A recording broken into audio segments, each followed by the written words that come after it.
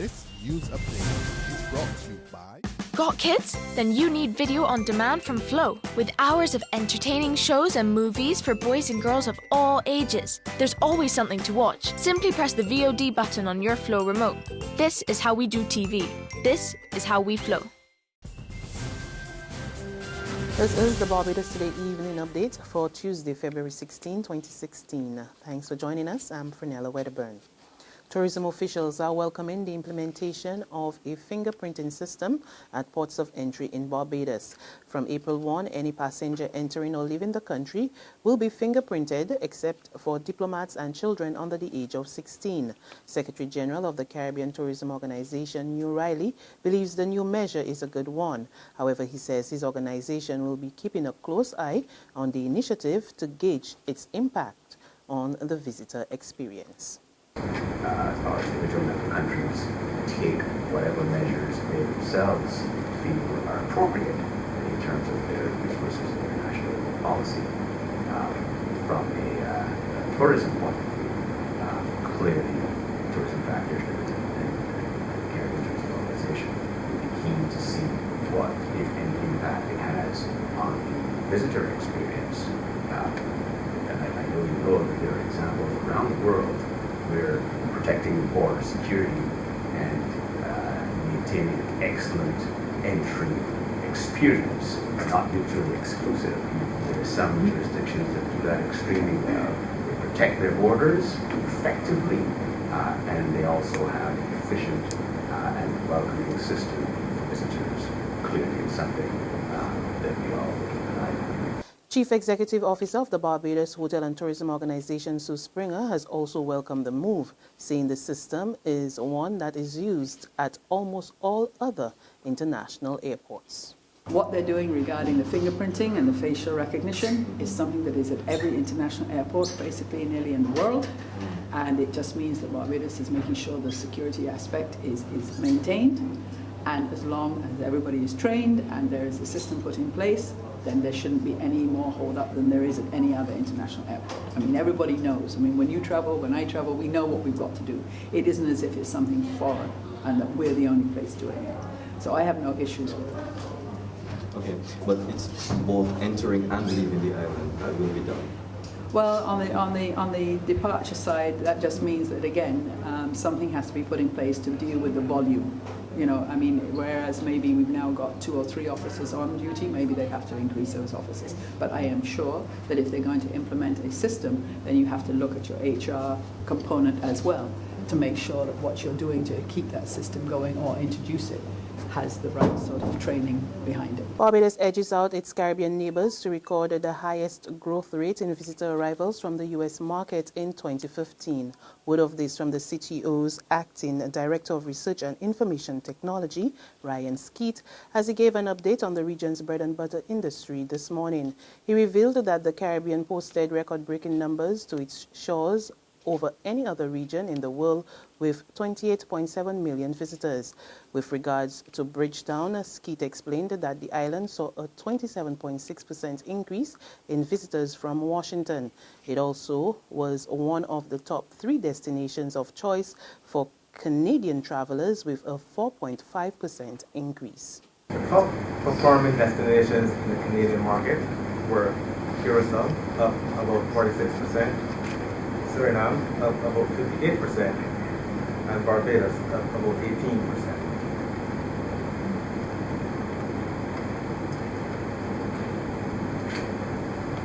$1.1 million arrivals were from the UK, the leading European source market,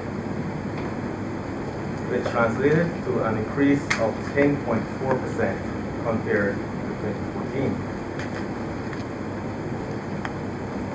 The top performers here were Cuba, up about 25%, Barbados, up about 14%, and Jamaica, up about 12%. In other news, officials in the sugar industry are searching for seasonal workers to help reap this year's crop. General Manager of the Barbados Agricultural Management Company, Leslie Paris, tells Barbados Today workers will be needed when the Lone Sugar Factory begins operations for the season beginning March 7. Our Emmanuel Joseph tells us more. While the BAMC boss could not say right now exactly how many more seasonal workers will be required, he disclosed that about 614 permanent ones will be employed this year. Paris said the drivers for the mechanical harvesters were already in place, and the Port Vale Sugar Factory in St. James will be running steam trials on March 7 and then begin grinding afterwards. The BAMC boss said this year's crop is projected to produce about 85,000 tons of cane and 7,000 tons of raw sugar. He noted that the 2017 sugar production should be bigger, although not substantially so. However, Paris, along with the chairman of the Barbados Sugar Industry Limited, Patrick Bethel, fear the worst if the drought of the past 2 years continues. From all official indicators, it is likely to do so. The Caribbean Institute of Meteorology and Hydrology has already placed Barbados on a drought warning at least until March. The Institute cautions that beyond March or until May 31st this year, there will be a drier early part of the year in the Lesser Antilles due to a peak in the strength of the El Niño. The BAMC General Manager says the continued drought will have negative impacts not only on the quality of the cane juice, but the quantity being produced. Emmanuel Joseph for Barbados Today. In sports, a huge crowd turned out at the Grantley Adams International Airport this afternoon to welcome the ICC Under-19 Cricket World Champions home. The young West Indies team defeated favourites India by 5 wickets in the finals in Mopur on Sunday to lift the coveted title. In welcoming the team, Sports Minister Stephen Lashley said the win has lifted the spirit of West Indies fans. Especially at a time when, of course, across our region, there is a bit of an expectation that West Indies cricket can rise from the proverbial ashes and once again take its place where we know West Indies cricket ought to be, at the very top. And I believe that your performance has helped to rekindle that hope among West Indies people. Your victory is not only a victory that should remain relevant to this particular competition, but I think that your victory has got to be part of the rebuilding effort as you, on the 19 players, take your preparatory walk or run towards the senior team. There's regional and international news after this short break. Secure your future, be financially strong. Since 1983, we have been there for you. A smart range of products, great tax benefits. We're the solution to your hopes and your dreams. The Barbados Workers Union Cooperative Credit Union. The Barbados Workers Union Cooperative Credit Union. Humble beginnings to smart loans, smart savings. Save smart and borrow smarter. That's the move for me. Stability, prosperity. We're the solution to your hopes and your dreams. The Barbados Workers Union Cooperative Credit Union. The Barbados Workers Union Cooperative Credit Union. God, these papers ain't selling at all. Get your paper. Only $2.25, get your paper, miss. Look, take it, I can pay for it. Barbados Today, all the way.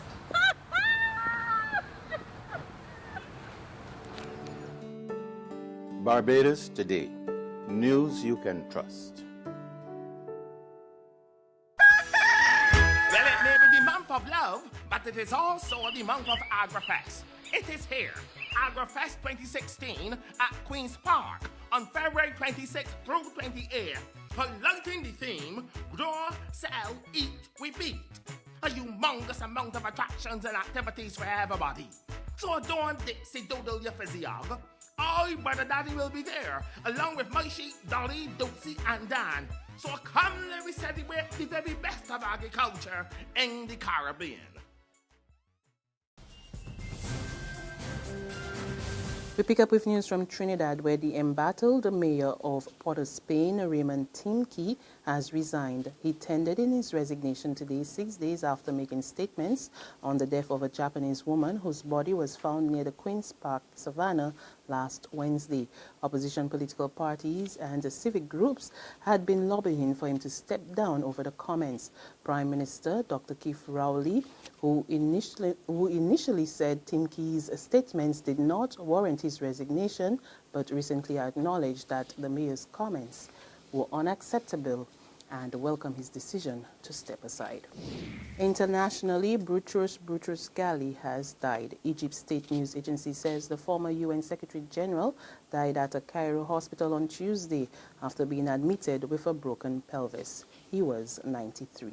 And finally, Ukrainian President Petro Poroshenko has asked the Prime Minister to resign. He said the PM had lost the support of the governing coalition, but Poroshenko made it clear that there will be no snap election.